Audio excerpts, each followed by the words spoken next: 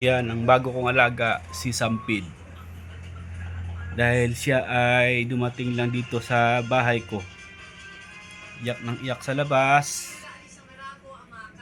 Inabandon siya ng kanyang may-ari. Ayan o, napaka-cute niya. Ayan o.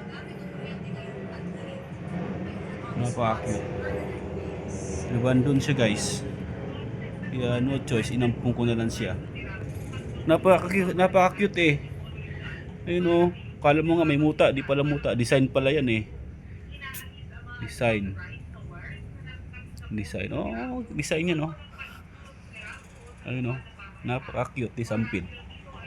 Dahil, cute oh. Sampid. Ayun oh, cute oh. Oh,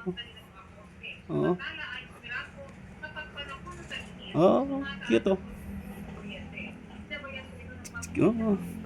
Oh. Sampid. Cute eh, inaabandon ka.